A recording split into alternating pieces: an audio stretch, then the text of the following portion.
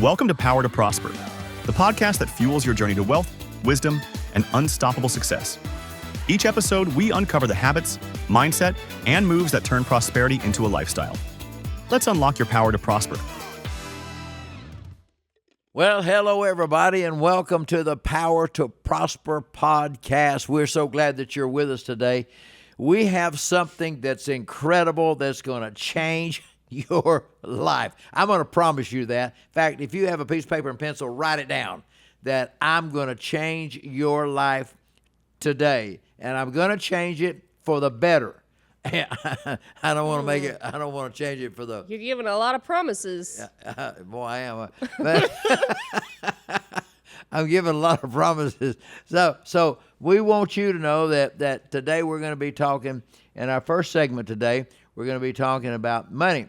And, of course, with us today, our co-host is Ashley Rogers, and she is going to be contributing a whole lot of information to this show. We're glad. I got a lot to say. You got a lot to say? I got a lot to say. Yeah, time to say one thing I know you said that you was going to do is you were going to take that sofa home with you. I would love to, actually. It would match in my living room quite nicely. It is nice, isn't it? So Yeah. if you come in here one day and it's gone, I don't know what happened to it. Well, if I come in one day and the sofa is gone, we're going to put a truck right over to your house, and we're going to see if it's in your house and take it right back out.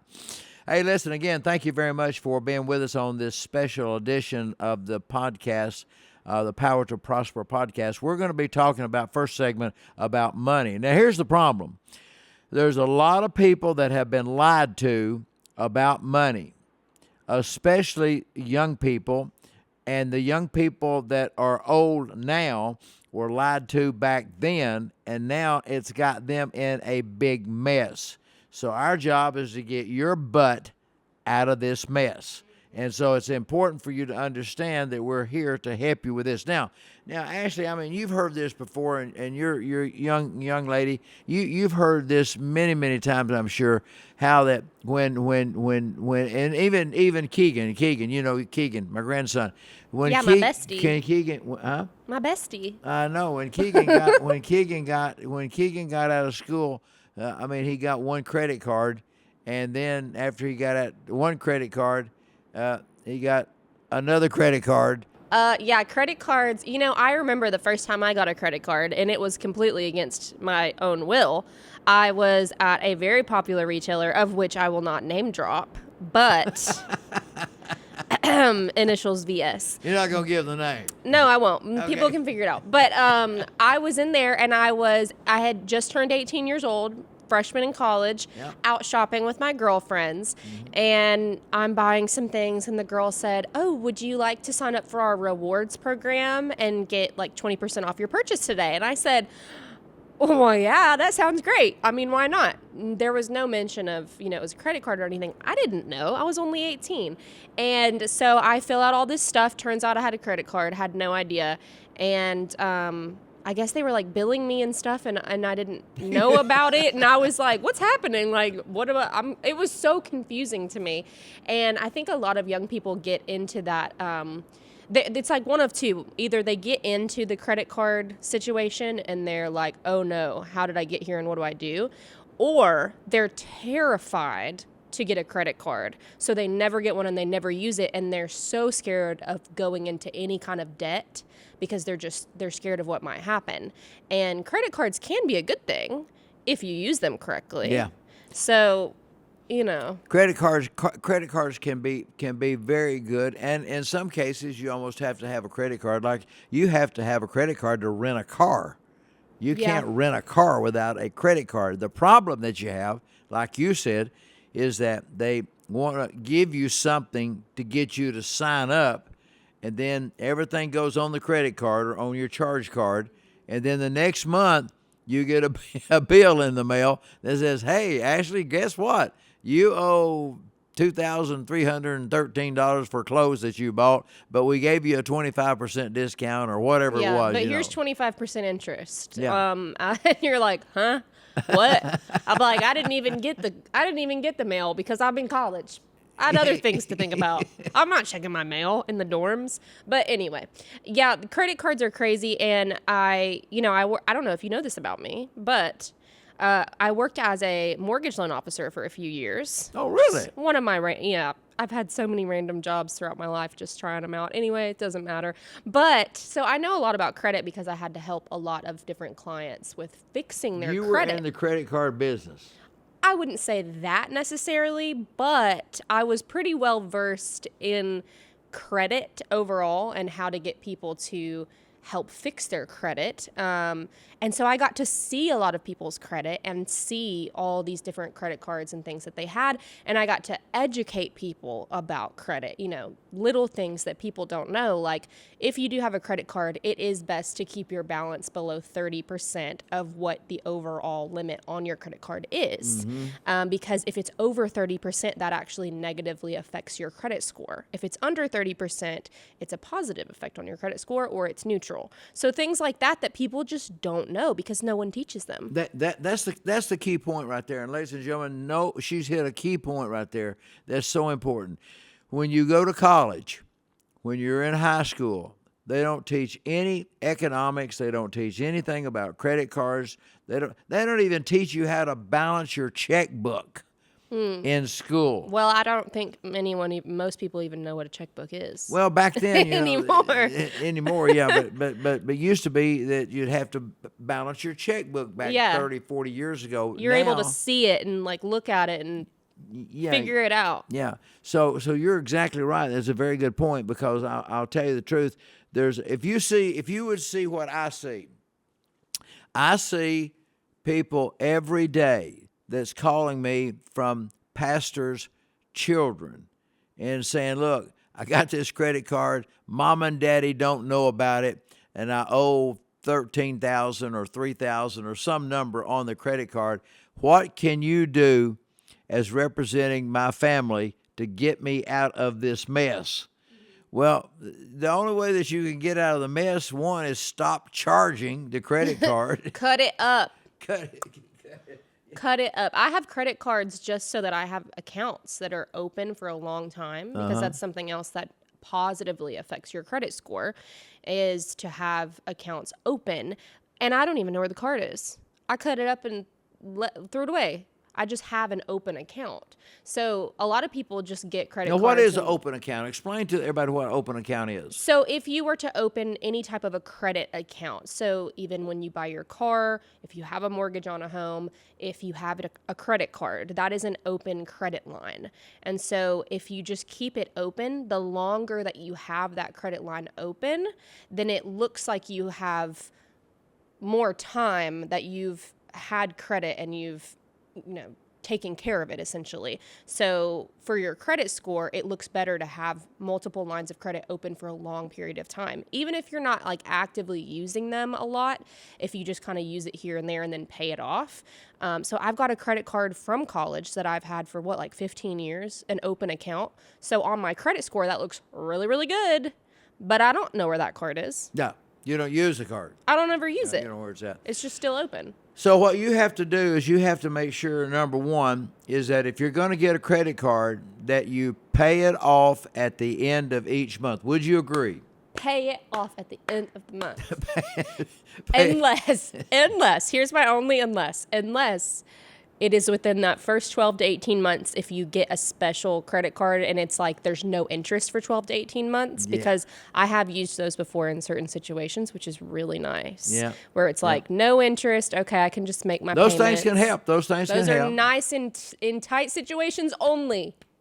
Yeah. Tight situations only. Tight situations only. One, get a credit card, pay it off, whatever you charge, pay it off at the end of the month. Don't get hooked into that 20% interest or 29%. I think some of them now, I heard the other day, somebody was 35% interest. Yeah. There's some. That they were paying. So one, crazy. Get a credit card if you need it.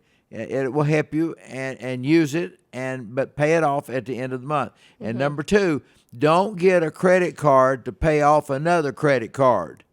You've heard some people do that. They'll get a credit card, the balance gets big, so what they do is they just transfer that credit card over, and so it makes it very difficult. So we've been talking about money mainly for young people today on what to do, what not to do, and how you should handle it. You got a lot of experience here, and Ashley's got a lot of experience in this because of her age. She's young, and she knows what you are going through because she's been through that by people asking her. Plus, she was a counselor. I didn't know that about you. I didn't know you was a counselor. I know. I have so many fun facts.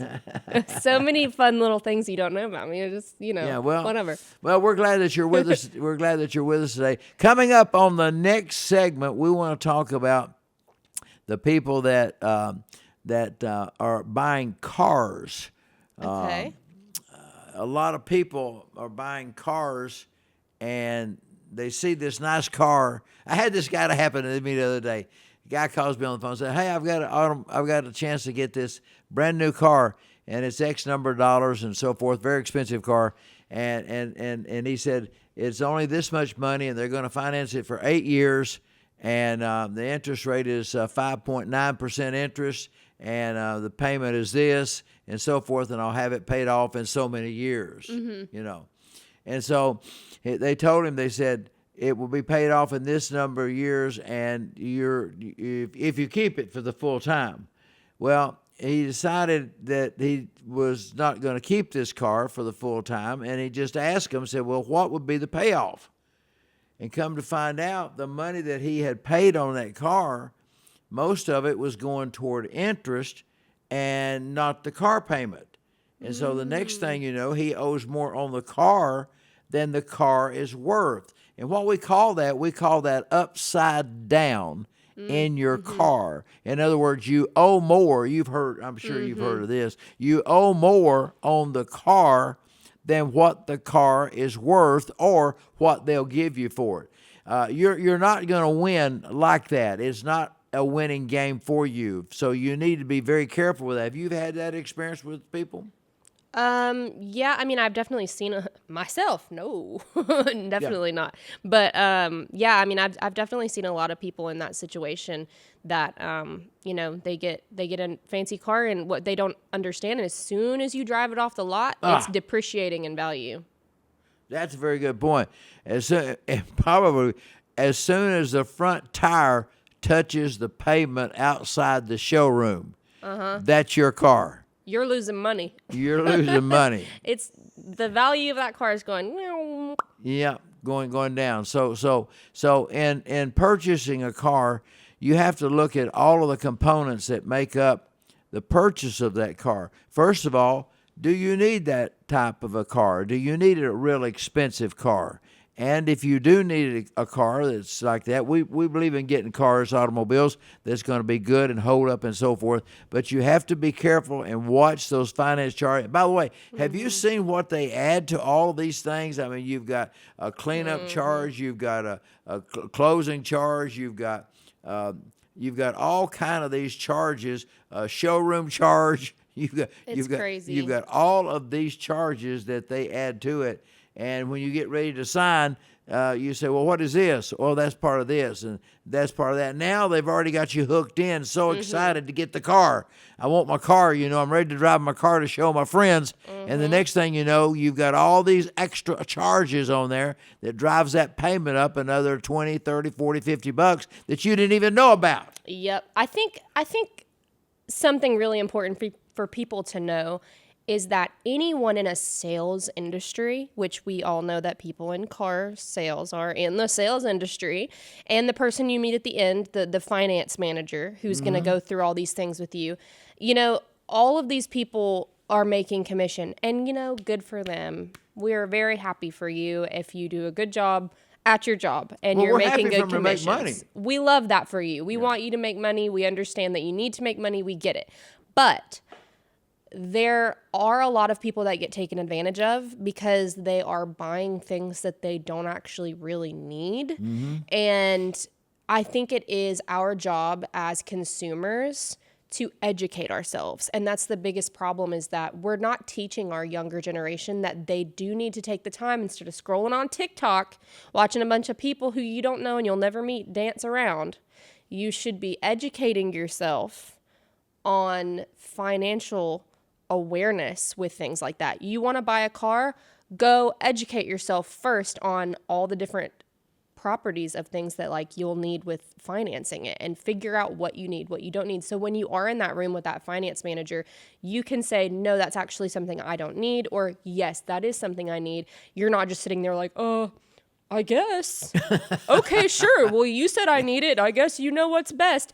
Honey, they're there to make money. They're there to make money. So even if you don't need it, they're probably going to add it in. Well, they said yes. Well, just put it on there. They're there to make money, and when you walk in the door, you are a candidate for them to make money off of you. That's why you are there, and that's why they're there, to make money. I'll tell you what, that's a very good point that you raised, and that is the fact that you have to get all your education, get all your information, and make sure that you have everything that you need before you sign the dotted line. Once you sign that paper, it's too late. It's too late. It's too late. You're done. You sold your soul. Bye-bye. It's all done. It's over now. When I went to buy my car that I have now, which is paid off, we love that. Thank for God, me. Yeah. Paid off. I've had it paid off for 2 years and only 45,000 miles. Can you believe that? 45,000 miles. I know. Wow. I'll be not driving anywhere, I guess. But when I went in there, I said, I want that car, and this is how much I'm going to give you for it. And we went in, and I said, bleep, blomp, blomp, blomp, blomp. I was out of there in like 30 minutes. Wow. I knew exactly what I wanted because I had researched. Yeah. And they were like, okay. And they weren't going to try to screw you on it because you'd done your research. They didn't even try. I said, that's the car I want. They're selling it at this lot an hour away for this much, so I'll give you that much. Wow. This is what I want. Take it or leave it. And they said, yes, ma'am. We'll put a bow on it for you. That's what we're talking about in this money segment here, is that you have to know that you know what you're doing, and don't get messed up into something that you can't get out of. Because as we both said, once you sign the paper, it's too late. It's your car, and you're going to be responsible for it for either 5 years. You know, I found out the other day that most people, young people, are financing cars now. I heard somebody say that you can finance a car for 8 years. Is That's that crazy. True? Eight years. I would not know, but I would not be surprised. Because, you know, when I was leaving the mortgage industry, they were actually adding now, you can finance a house for like 40 years now. Wow. They were like, you know what? The housing market's crazy. The interest rates are crazy. I know what we'll do so that people can have a, lower payment. We'll just give it more years. More money for us, but for them, it's like, oh, that's nice. Yeah. So people are just getting tricked left and right. And I feel like it's just, again, our job to educate ourselves. Yeah. Well, the next segment we got is something here that I want to read to you. This actually came out. Oh, you gonna read that whole thing? No, I'm not gonna read it. I was like, I don't think we have time for that. This is from one of my books. This is 45 pages. I don't have time to read this book. You picked up that whole stack, and I was like, well, we are in because for it's got a clip on the thing up here. I mean, it's got a clip on it. I'm just gonna read something to you because I feel that you can address this very, very good and very thoroughly because of your age, being younger, and so young. Well, you are young, and so you'll have the answers to it. Listen to what this says here. This is coming from one of my books, by the way. Society can be broken down into 5 groups. Okay. Can you name them? Okay, I'll do them for you. 5 groups. No. Extremely poor. Okay. Poor, middle class, rich, and extremely rich. Okay. Now, that's the categories that society breaks people down. Now, here's what I want to show you now. Extremely poor people think day to day. Yes, that's 100% true. Because a lot of people in that very low poverty class don't even know where they're going to get their next meal from. They don't sometimes, even know. Right. Poor people think week to week. Yeah. I mean, that's all true. You know, I had a guy to write me about this. I mean, he was mad as hell. The guy wrote me, and that's a Bible term, by the way. He's allowed to say HE double hockey sticks. Hey, he wrote me a letter about this, and I mean, he just cursed me out because this is in my book, and I just simply said, poor people think week to week, and then I said, middle class people think month to month.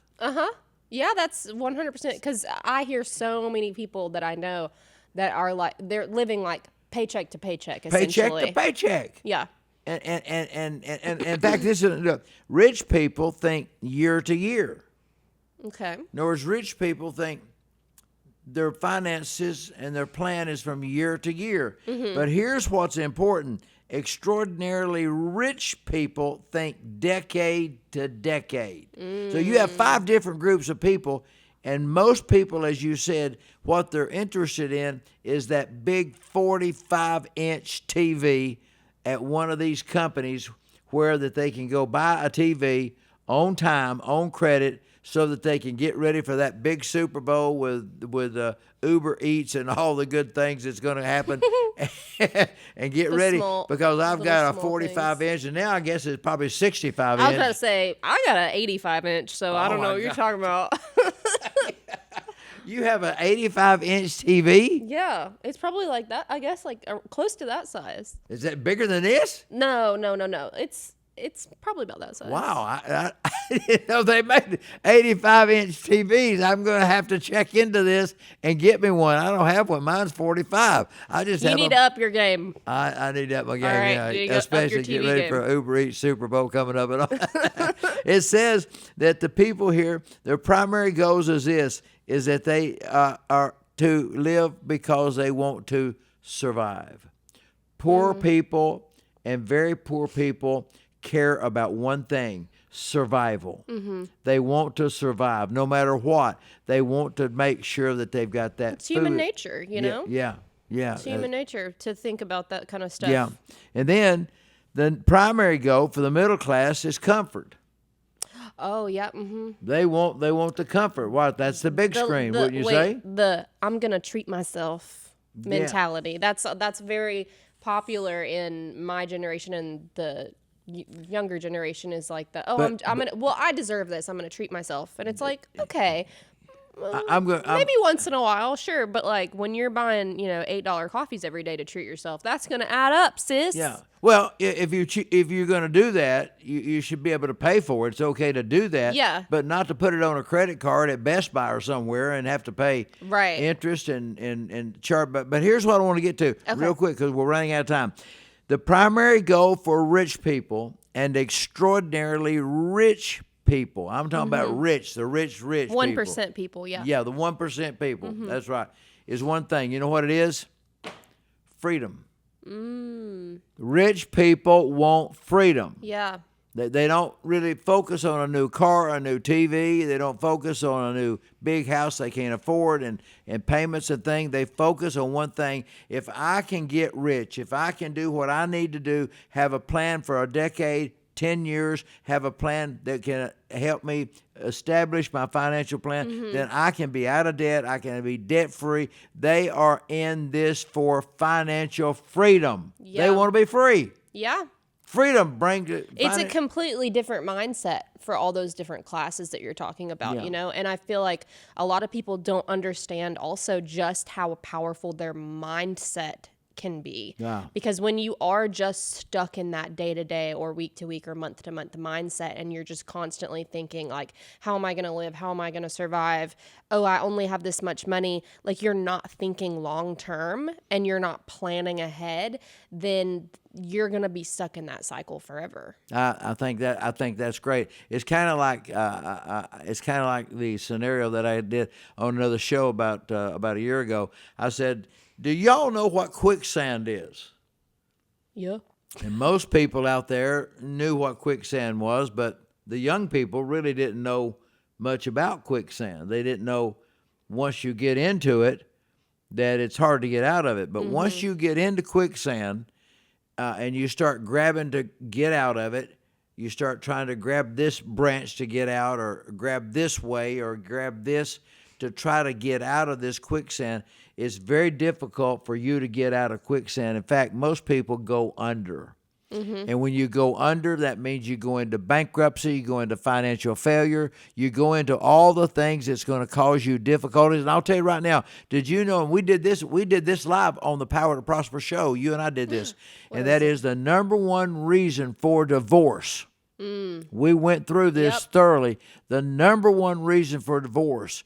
And we mentioned a bunch of things, and I won't mention those on this show, but the number one reason for divorce was simply the fact that it was financial problems. Financial issues, yep. Financial issue. You and your husband fighting about financial issues. That's a hypothetical, of course, not talking about Ashley, but fighting about financial issues, not having agreement about financial issues. Yep. That's a big problem, isn't it? Oh, yeah, especially, and it's very trendy now, which my husband and I do this a little bit here and there, but it's very common now to see husbands and wives who have completely split finances, and they're like, my money's my money, your money's your money, and like we'll split everything. Really? Yes.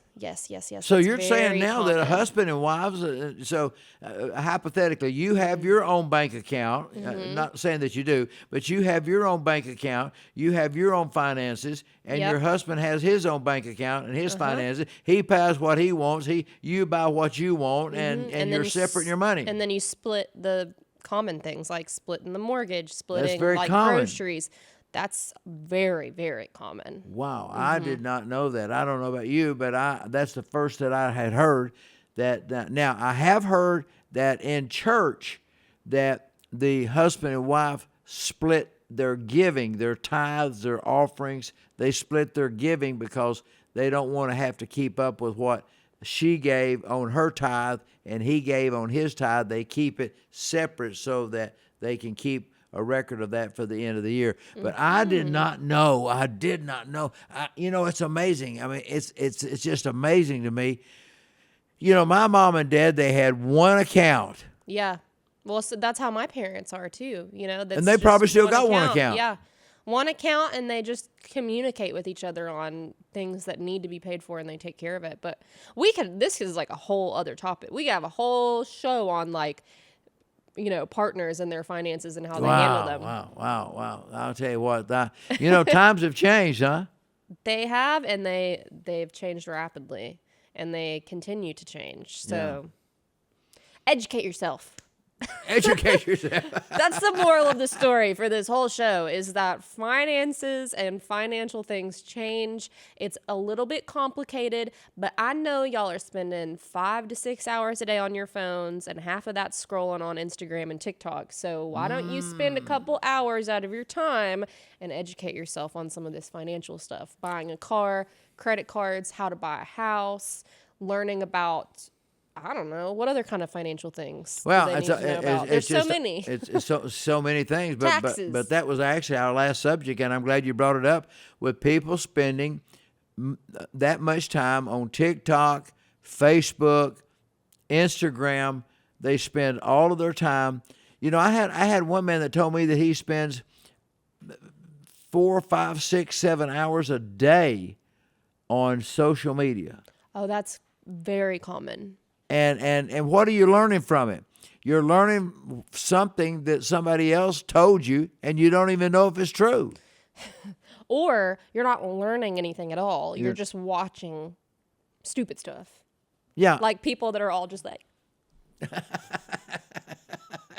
woo! And I'm like, you're just making those people rich, and then you're complaining about how you can't afford anything. Well, it's amazing how much they're getting rich off this stuff. I know. And then everybody thinks, well, I could do it too. You can't. You can't. I'm here to tell you, you can't. Okay? If you're worried about your paycheck to paycheck life and you aren't going to put in the time and work to actually be one of those people, you ain't going to do it. Okay? Wow. Well, listen, hey, you've had a show today about money. We have brought to you a bunch of things about money that will help you.